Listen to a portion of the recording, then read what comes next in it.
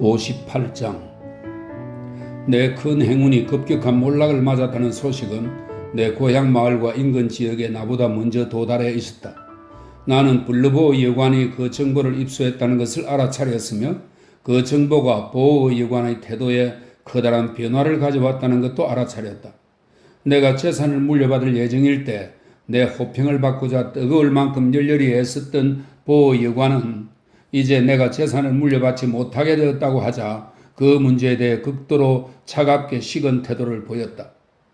내가 도착했을 때는 저녁 무렵이었다. 전에 그토록 자주 아주 쉽게 오갔던 길이었으나 이번에는 몹시 지치고 힘든 여행이었다. 보호 여관은 이미 손님이 들어서 내가 늘 묵던 방을 내줄 수 없다고 했다. 그러곤 대신 마당 위쪽의 비둘기떼와 역마차들 사이에 있는 아주 형편없는 방을 배정해 주었다. 하지만 나는 그 방에서 보호여관이 나에게 내줄 수 있는 가장 훌륭한 객실에서 자는 것만큼이나 푹 잘 잤으며 내 꿈도 최고의 침실에서 자는 것과 거의 똑같은 양질의 꿈이었다. 아침 일찍 내 아침 식사가 준비되고 있는 동안 나는 세티스 하우스 근처를 산책했다. 대문 위와 창문 밖으로 늘어져 나온 카펫들 위에는 집 안 가구와 가재 도구들의 경매가 다음 주에 있다는 것을 알리는 인쇄된 광고지가 붙어 있었다. 저택 건물 자체는 중고건축 자재용으로 경매된 다음 헐릴 예정이었다.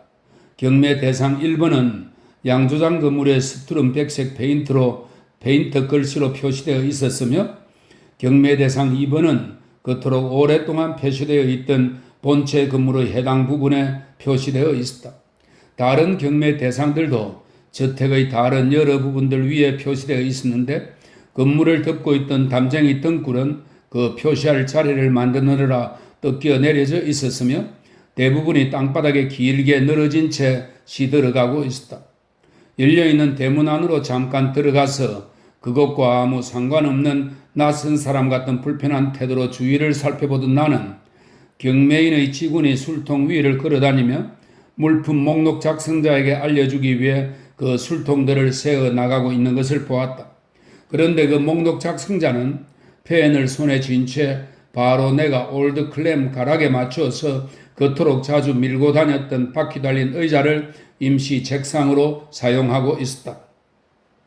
아침 식사가 차려진 보호여관의 커피 마시는 방으로 돌아왔을 때 나는 펌벌축구씨가 와서 여관 주인과 대화하고 있는 것을 발견했다. 펌벌축구씨는 나를 기다리고 있었으며 나를 보자 다음과 같이 말을 시작했다. 젊은이, 자네의 영락한 모습을 보게 되어 무척 안타깝네. 하지만 그 밖에 달리 무엇을 기대할 수 있었겠는가? 그 밖에 달리 무엇을 말이야? 그가 장엄하게 용서하는 태도로 손을 내밀었으므로 그리고 병으로 쇠약해진 나는 말다툼을 벌일 상태가 아니었으므로 나는 그의 손을 잡았다. 월리엄, 펌벌축구는 웨이터에게 말했다. 식탁에 머핀을 갖다 놓게. 그런데 이런 꼴이 되고 말다니. 이런 꼴이 말이야. 나는 얼굴을 찌푸리며 식사를 하기 위해 자리에 앉았다. 펌벌축구씨는 나를 굽어보며 서더니 내가 차 주둔자를 잡기 전에 먼저 그것을 잡아들고는 나에게 차를 따라 주었는데 그것은 마치 마지막 순간까지 충실하기로 작정한 은인 같은 태도였다. 월리엄, 펌벌축구씨는 구슬픈 어조로 말했다. 소금도 어서 가져오게. 좋았던 시절에 이제 나에게 하는 말이었다. 내가 알기로 자넨 설탕을 탔지? 그리고 우유도 탔던가? 그래, 우유도 탔지. 설탕과 우유 다 탔지. 월리엄, 양간냉이를 가져오게.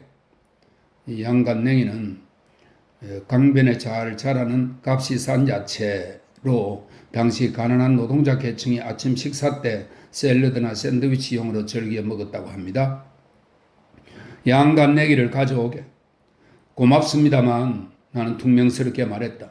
저는 양간냉이를 먹지 않습니다. 양간냉이를 먹지 않는다? 펌벌축구씨는 마치 그럴 줄 알았다는 듯이 그리고 양간냉이를 삼가는 것이 내 몰락과 일치하기라도 하는 듯이 한숨을 쉬고 고개를 여러 차례 끄덕거리며 대답했다. 그렇지. 대지의 하찮은 소산에 불과하지. 아니네. 월리엄, 그걸 가져올 필요 없네. 나는 식사를 계속해 나갔다. 범벌축구씨는 계속해서 나를 굽어보고 선 채 늘 그러듯이 물고기 같은 눈으로 빤히 바라보며 숨을 요란스럽게 내쉬고 있었다. 거의 가죽과 뼈밖에 남지 않았군. 범벌축구씨는 탄식하듯 큰 소리로 중얼거렸다.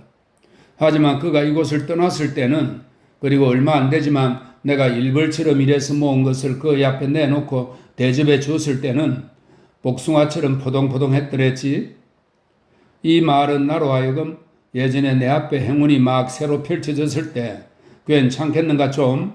이라고 말하며 악수를 청하던 그의 그 비굴한 태도와 방금 전에 관대함을 한껏 과시하며 동일한 그 살찐 손가락을 내밀던 그 당당한 허세 사이의 경이로운 차이를 생각하게 만들었다. 아, 세상에. 그는 나에게 버터 바른 빵을 건네주며 계속해서 말했다. 그런데 자네는 지금 조셉한테 가는 중이겠지? 아니, 도대체. 나는 나도 모르게 격분하며 말했다. 내가 어딜 가든 그게 당신한테 무슨 상관이란 말입니까? 그리고 그 차 주둔자 좀 내버려 두세요. 이것은 내가 취할 수 있는 가장 최악의 대응이었다. 왜냐하면 그것은 바로 펌벌축구에게 그가 바라는 기회를 제공해 주었기 때문이다. 알았네, 젊은이. 그는 문제의 그 주둔자 손잡이를 놓고는 한두 걸음 내 식탁에서 물러나더니 문간에 서 있는 여관 주인과 웨이트 보고 들으라는 듯이 말하기 시작했다. 내 그 차 주둔자를 고이 내버려 두겠네. 자네 말이 맞네, 젊은이. 이번만은 자네 말이 맞아. 자네 아침 식사에 내가 그토록 관심을 가지다니. 내가 그만 깜빡하고 말았네. 몸을 망치는 남봉방탕의 결과로 결단 나버린 자네의 그 몸이 조상님들께 물려받은 건강에 좋은 음식물을 먹고 기운이 좀 나기를 바랐던 것 뿐이지만 나를세. 하지만 펌벌축구는 여관 주인과 웨이트를 돌아보고 팔을 쭉 뻗어 손가락으로 나를 멀찌감치 가리키며 말했다. 이 친구는 바로 행복했던 그 유년 시절에 내가 늘 함께 놀아주었던 자라네. 그럴 리 없다고 말하지 말게. 이 친구는 바로 그자가 틀림없다네. 뭐라고 나지막하게 수렁거리는 반응이 두 사람에게서 나타났다. 웨이트가 특히 놀라는 기색이었다. 이 친구는 바로 펌벌축구는 말했다. 내가 내 이륜마차에 태우고 돌아다니던 아이라네. 이 친구는 바로 손수 길러지는 것을 내가 쭉 지켜봤던 아이라네. 이 친구는 바로 그의 누나에게 내가 시댁 삼촌이 되는 자라네. 그녀의 이름은 그녀의 어머니의 이름을 따서 조지에는 마리아라고 했지. 자, 어디 찾아보고 할 수 있다면 이 모든 걸 부정해보라고 해보게. 웨이트는 내가 그것을 부정할 수 없다고, 그리고 그것이 바로 사건의 사악한 성격을 부여한다고 확신하는 것처럼 보였다. 젊은이, 펌벌축구는 예전과 같은 방식으로 나를 보고 고개를 나사못처럼 비틀어대며 말했다. 자네는 조셉한테 가는 중이지. 자네가 어디에 가는지 그게 나하고 무슨 상관이 있냐고 물었던가? 내 말해주지, 젊은 양반. 자네는 조셉한테 가는 중임에 틀림없으니까. 웨이트는 마치 나보고 그 사실을 가만히 넘어가라고 조심스럽게 권하듯이 기침을 한번 했다. 자, 펌벌축구는 말했다. 이 모든 것을 그는 완전히 자명하고 확고한 사실을 이야기한다는, 그것도 덕이라는 명분을 위해 그런다는 지극히 견딜 수 없는 태도로 말했다. 자, 자네가 조셉에게 뭐라고 말해야 할지 내가 말해주겠네. 여기 우리 읍내에서 잘 알려져 있고 존경받는 분인 보의 여관의 주인 양반께서 함께 계시고, 또 내가 잘못 알지 않았다면 부친 성함이 푸킨스인 윌리엄도 여기 함께 있네. 제대로 알고 계십니다, 나리? 윌리엄이 말했다. 이 두 사람이 있는 앞에서 펌벌축구는 말을 계속 이었다. 네, 자네가 조셉에게 무엇라고 말해야 할지 말해주겠네. 젊은이, 자네는 이렇게 말하게. 조셉, 난 오늘 내 최초의 은인이자 내 행운의 설립자이신 분을 만났어요. 누군지 이름을 말하진 않겠지만 조셉, 읍내에서는 모두들 그분을 기꺼이 그렇게 부른답니다. 그런데 바로 그분을 나는 오늘 만났어요 라고 말이네. 맹세코 말하지만 난 여기서 그런 사람 못 봤는데요. 그 말도 역시 하게. 펌벌축구는 대꾸했다. 자네가 그렇게 말했다고 하게. 그러면 아마 조셉조차도 놀라움을 표시하고 말 거네. 그 점에 대해 당신은 그를 완전히 잘못 알고 있어요. 나는 말했다. 나는 그를 더 잘 알아요.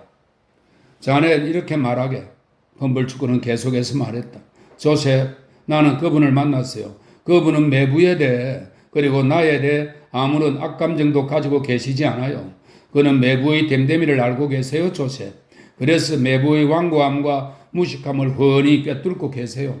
그는 내 됨됨이도 잘 알고 계세요, 조셉. 그래서 내 배은망덕함을 잘 알고 계세요. 그래요, 조셉. 여기서 펌벌죽 그는 고개와 손을 나를 향해 흔들어댔다. 그는 나한테 인간 공통의 감사하는 마음이 완전히 결여되어 있다는 것을 잘 알고 계세요. 그분만은 알고 계세요. 조셉, 다른 사람은 아무도 몰라도 말이에요. 매부는 그걸 모르지요, 조셉. 그럴 이유가 매부한테는 없으니까요. 하지만 그분은 달라서 그걸 알고 계시지요. 라고 말이네. 그가 허풍 뜨는 인간인 줄은 알고 있었지만 이렇게까지 후한무치하게 말할 수 있다니 정말이지 경악할 따름이었다. 자네는 또 이렇게 말하게, 조셉, 그분이 나한테 부탁하신 간단한 전갈이 있는데 그대로 전해드리면 다음과 같아요. 내가 영락한 신세로 떨어졌을 때 그는 계시의 손가락을 보았대요. 그것을 보았을 땐 조셉, 그는 그것이 계시의 손가락이라는 것을 알았고 그것을 똑똑히 보았대요. 그 손가락은 조셉, 이런 글귀를 가리켜 보였대요. 최초의 은인이자 행운의 설립자에게 배은망덕한 것에 대한 응보이니라. 하지만 조셉, 그분은 자신의 한 행동을 후회하지 않는다고 말했어요. 조금도 말이에요. 그것은 올바른 행동이었고 친절한 행동이었으며 자선을 베푸는 행동이었다. 따라서 다시 그런 기회가 오더라도 자신은 또 그렇게 행동할 것이다. 라고 말하면서 말이에요. 그가 자신이 했다는 그리고 또다시 하겠다는 그 행동이 정확히 무엇인지는 말하지 않다니. 방해받는 아침 식사를 끝내면서 나는 경멸에 가득 찬 어조로 말했다. 참 애석하군요. 보호 여관의 주인 양반. 펌벌축은 이제 여관 주인을 바라보며 말했다. 그리고 원리엄, 그게 당신들이 원하는 바라면 나는 당신들이 읍내 위쪽의 주택가에 서든 아래쪽의 상가에 서든 그것은 올바른 행동이었고 친절한 행동이었으며 자선을 베푸는 행동이었다. 따라서 다시 그런 기회가 오더라도 나는 또 그렇게 행동할 것이다 하고 이야기하는 것에 전혀 반대가 없어. 그렇게 말하며 그 사기꾼은 그만한 태도로 그들 두 사람과 악수를 나눈 다음 여관을 떠났다.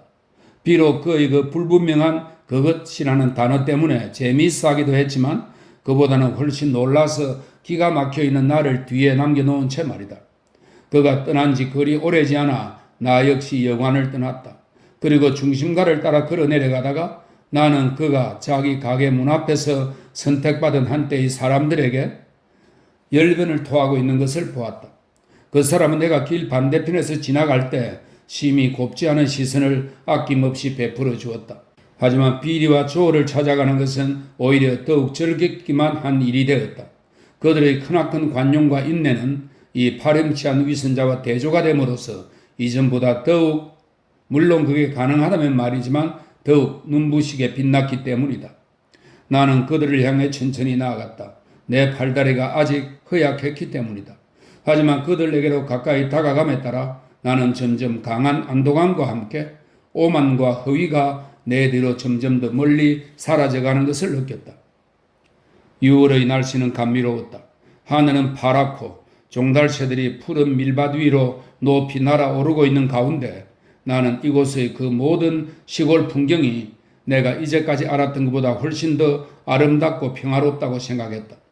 이곳에서 앞으로 내가 보낼 삶에 대한 여러 가지 즐거운 상상들, 그리고 나를 통해 그녀의 성실한 신의와 명료한 일상의 지혜를 입증해 보였던 내 영혼의 안내자가 내 곁에 있을 때 내 인격에 일어날 좋은 방향의 변화에 대한 여러 가지 즐거운 상상들을 하면서 나는 즐겁게 길을 걸어갔다.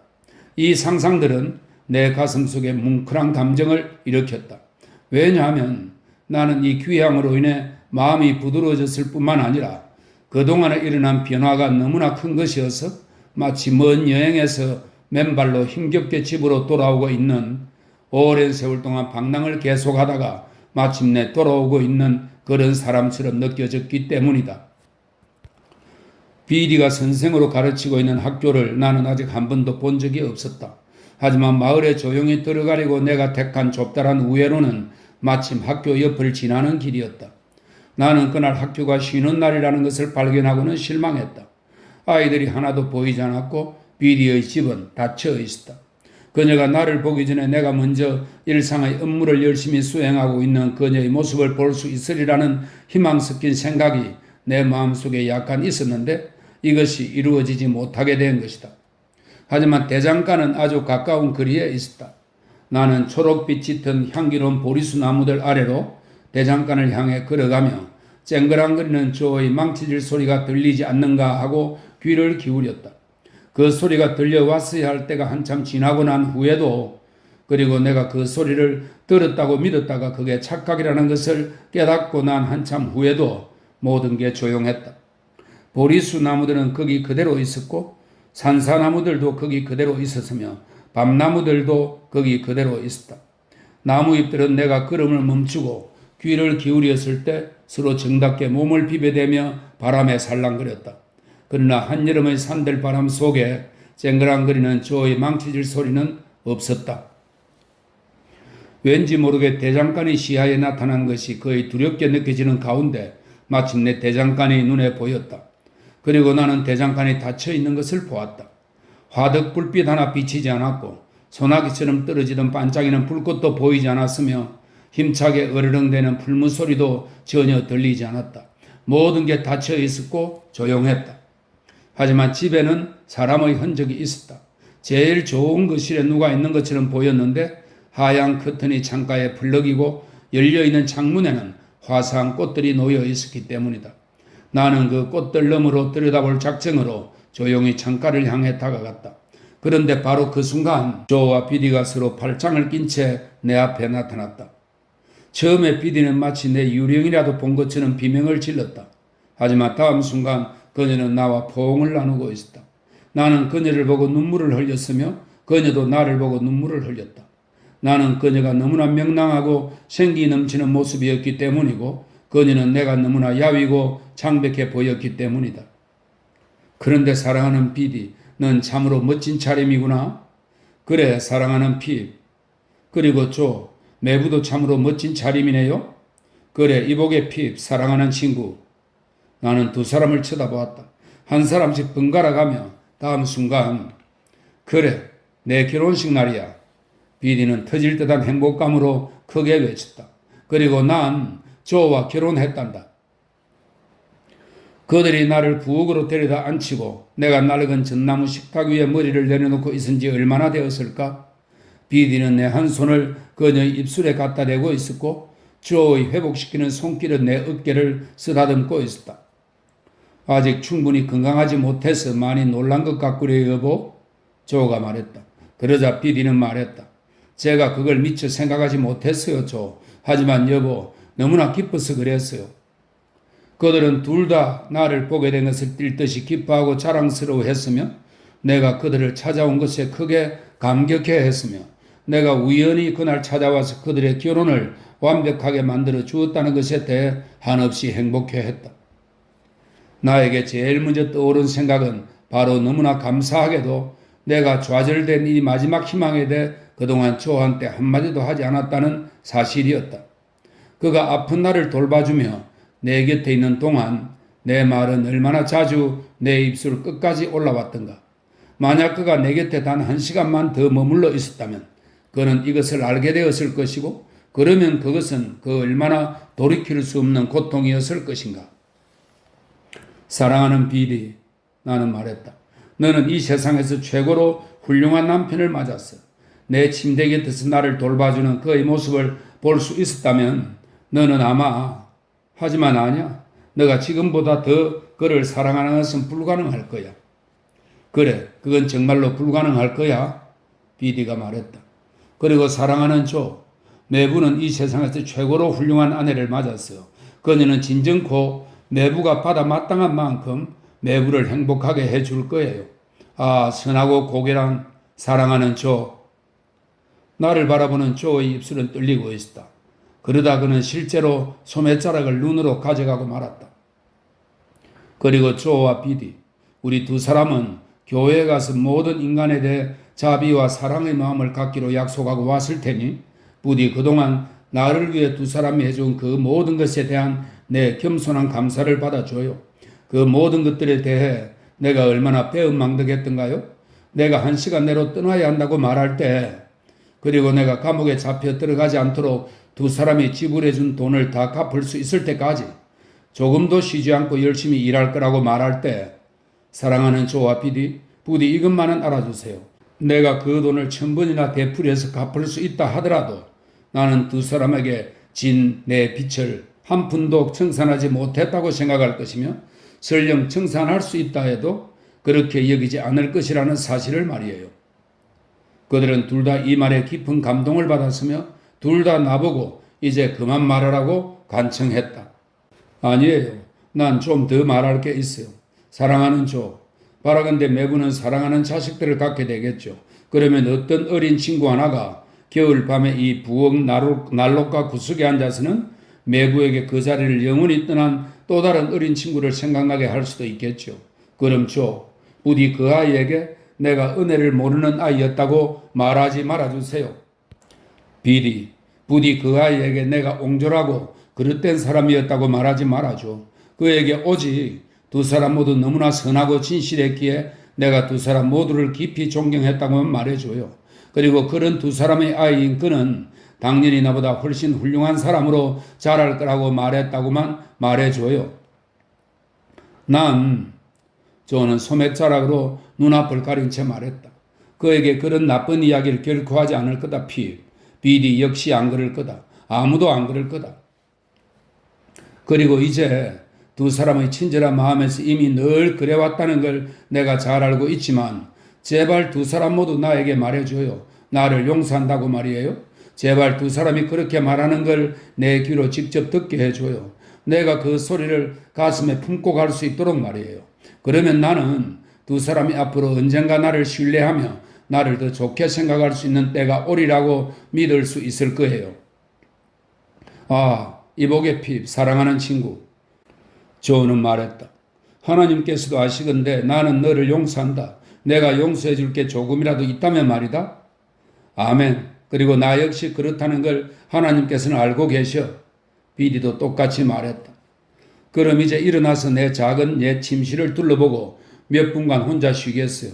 그런 다음 사랑하는 조와 비디, 내가 두 사람과 함께 식사를 하고 나면 마을 입구 길 안내판이 있는 데까지 나와 함께 가줘요. 그리고 우리 거기서 작별 인사를 하기로 해요. 나는 내가 가지고 있는 모든 물건을 팔고 내가 할 수 있는 최대한의 돈을 마련하여 채권자들과 타협을 보았다. 다행히 그들은 빚을 완전히 갚을 시간을 넉넉히 주었다. 그리고 나는 영국을 떠나 허버트와 합류했다. 한 달이 채 되기 전에 나는 영국에서 떠나 있었으며 두 달이 채 되기 전에 클레리커 상사의 사무원이 되었다. 그리고 넉 달이 채 되기 전에 단독으로 일을 떠맡는 첫 상황을 맡게 되었다. 왜냐하면 그때 빌발리 영감의 어르렁거리는 소리가 밀폰드 강둑의 거실 천장 대들보를 더 이상 진동시키지 않고 고요해져서 허버트가 클레르와 결혼하러 귀국했고 그 결과 그가 그녀를 데리고 돌아올 때까지 우리의 동양지점을 나 혼자 책임지고 있게 되었기 때문이다. 여러 해가 지나간 뒤에야 나는 클레리커 상사의 동업자가 될 수 있었다. 하지만 나는 허버트 부부와 함께 행복하게 살았으며 전략하며 생활했고 내 빚을 다 갚았으며 비디와 조와는 끊임없이 서신 연락을 주고받았다.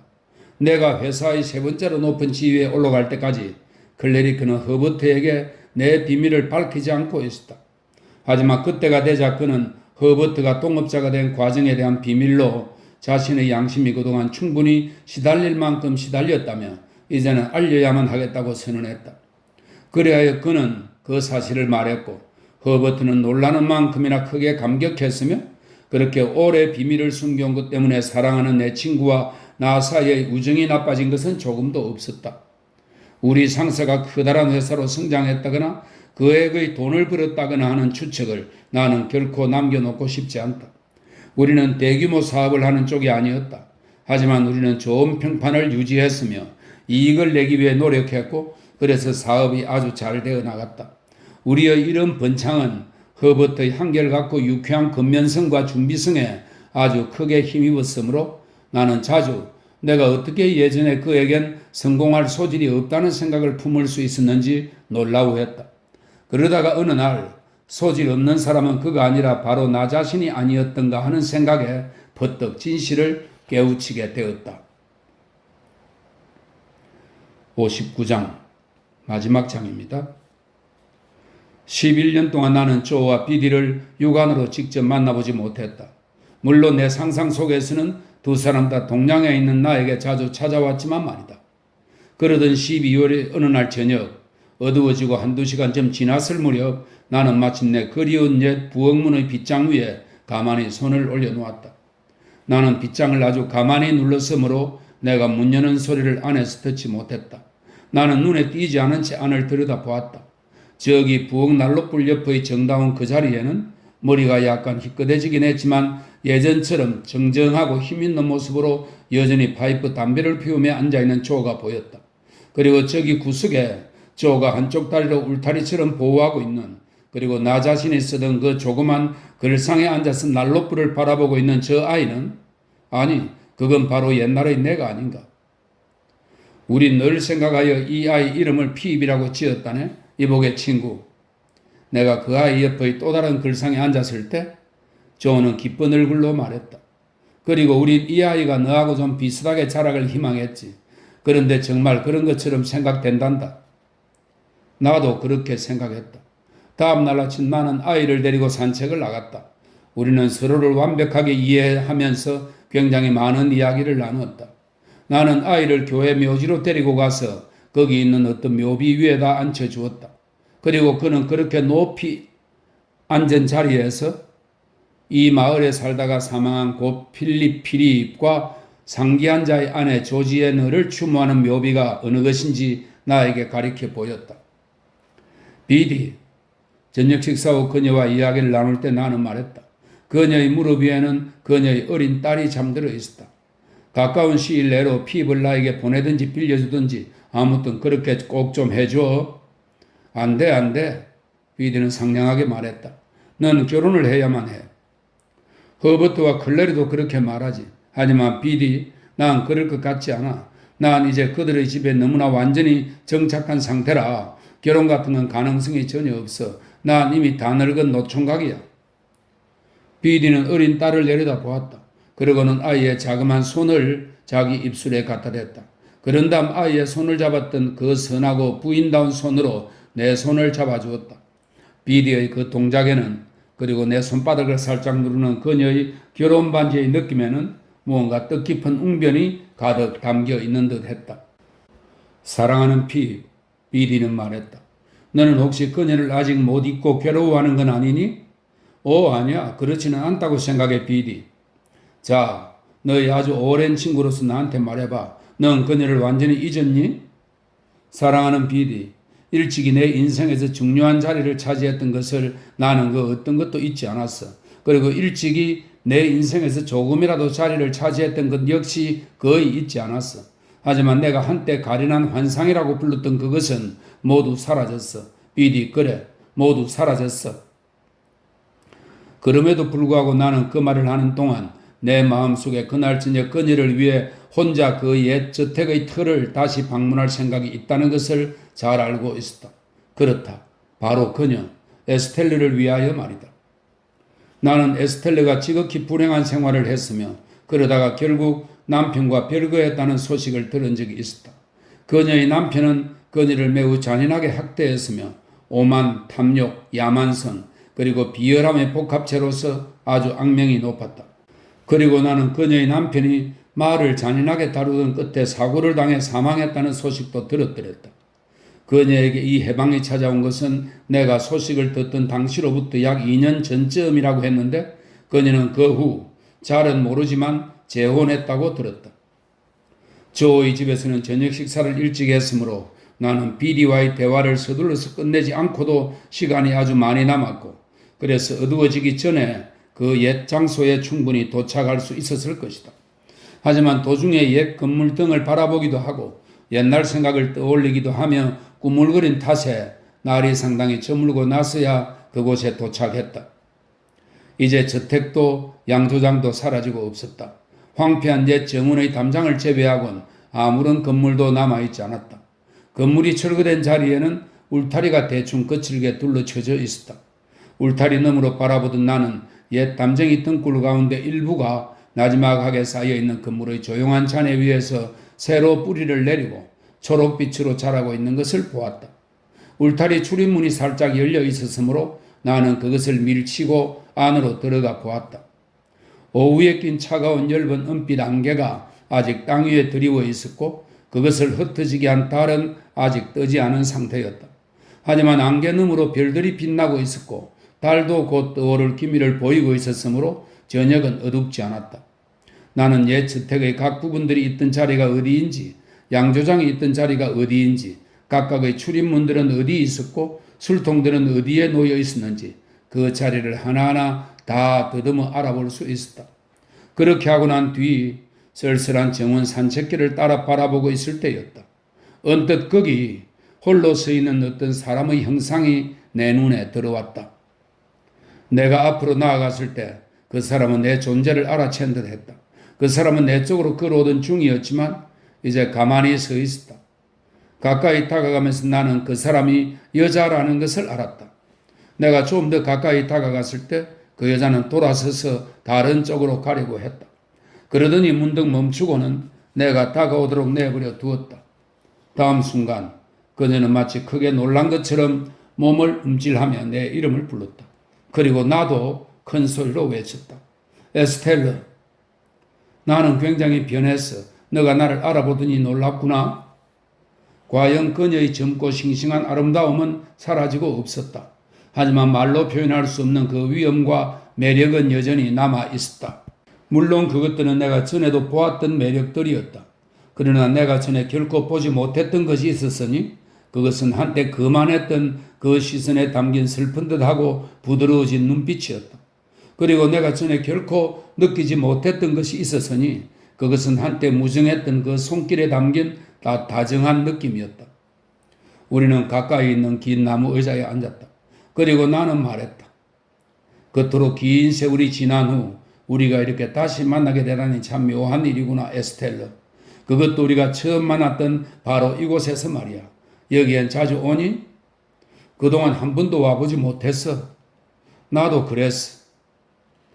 달이 떠오르기 시작했다. 나는 이제는 저 세상에 가 있는 하얀 천장을 바라보던 그 고요한 얼굴이 생각났다. 달이 떠오르고 있었다. 그가 이 세상에서 마지막으로 들은 그 말을 내가 했을 때 내 손을 누르던 그 부드러운 손길이 생각났다. 이번에는 에스텔러가 먼저 우리 사이에 흐르던 침묵을 깼다. 여기 와보고 싶고 또 오려고 마음먹었던 때가 아주 많았어. 하지만 여러 가지 사정으로 한 번도 오질 못했어. 아, 불행하고 가엾은 곳. 막 떠오른 첫 달빛이 은빛 안개 속으로 비춰들었다. 그리고 그 달빛은 그녀의 두 눈에서 떨어지는 눈물방울도 비추었다. 내가 그녀의 눈물을 보았다는 것을 모른 채 그녀는 눈물을 참으려고 애쓰면서 조용히 말했다. 여길 거닐면서 너는 이곳이 어떻게 해서 이런 상태로 남아있게 되었는지 혹시 궁금하지 않았니? 그래, 궁금했어, 에스텔러. 이 대지는 내 소유로 되어 있어. 이건 내가 포기하지 않은 유일한 재산이야. 그 밖에 다른 것은 모두 조금씩 내 손에서 빠져나갔어. 하지만 나는 이것만은 지켰어.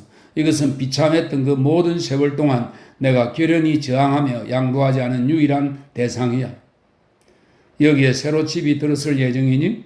그래, 마침내 그럴 수 있게 되었어.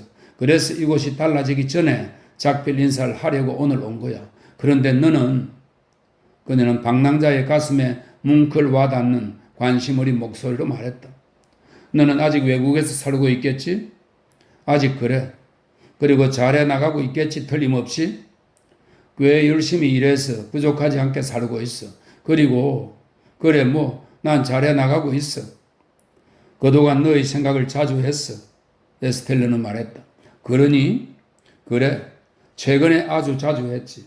내가 그 가치를 전혀 몰랐을 때 팽개쳐 버렸던 것에 대한 기억을 나한테서 멀리 떼어놓았던 길고 힘든 시기가 있었어. 하지만 그 후 내 처지가 그 기억을 마음속에 들여놓는 것과 도덕적으로 더 이상 충돌하지 않게 되었으므로 나는 그 기억을 내 가슴속 한 곳에 소중히 간직했어. 내 가슴 속에는 너가 언제나 똑같은 자리를 차지하고 있었지. 나는 대답했다. 그러고 나서 우리는 다시 침묵했다. 얼마 후 그녀가 다시 입을 열었다. 나는, 에스텔르는 말했다. 내가 이곳과 작별 인사를 하면서 너와도 작별 인사를 하리라고는 전혀 생각하지 못했어. 하지만 이렇게 작별 인사를 하게 되어서 매우 기뻐. 다시 헤어지는 게 기쁘다고 에스텔르? 나한테 이별은 고통스러운 일이야. 나한테 우리의 마지막 이별은 언제나 슬프고 고통스러운 일로 기억될 뿐이야. 하지만 너는 그때 나에게 말했어. 에스텔르는 아주 진지하게 대답했다. 하나님이 너를 축복해 주시기를, 그리고 하나님이 너를 용서해 주시기를 이라고 말이야. 그때 그렇게 나에게 말할 수 있었다면 너가 지금 이 순간에 다시 그렇게 말하는 것은 그리 어렵지 않은 일일 거야. 시련이 다른 모든 가르침보다 더 강력한 교훈을 주어서 그 시련의 가르침을 통해 내가 너의 심정이 한때 어떠했는가를 이해할 수 있게 된 지금 이 순간에는 말이야. 그동안 나는 휘어지고 부서졌어. 하지만 희망컨대 좀 더 나은 모양으로 휘어지고 부서졌다고 생각해. 전에 그랬던 것처럼 나에게 동정심과 너그러움을 베풀어 주어. 그리고 우리가 여전히 친구라고 나에게 말해 주어. 그래, 우린 친구야. 나는 그녀가 의자에서 일어날 때 함께 일어나서 그녀에게 몸을 굽히며 말했다. 그리고 서로 헤어졌어도 계속 친구로 남아있을 거야. 에스텔르는 말했다. 나는 그녀의 손을 잡았다. 그리고 우리는 그 폐허의 장소에서 걸어나갔다. 오래전 내가 대장간을 처음 떠났을 때 아침 안개가 그쳤던 것과 똑같이 그렇게 저녁 안개가 그 순간 대지 위에서 그치고 있었다. 그리고 그 안개 밑으로 넓게 펼쳐져 나타난 고요한 달빛 속의 그 모든 풍경 속에서 나는 그녀와의 또 다른 이별의 그림자를 전혀 보지 못했다. 네, 찰스 디킨스의 장편소설 위대한 유산은 여기까지입니다.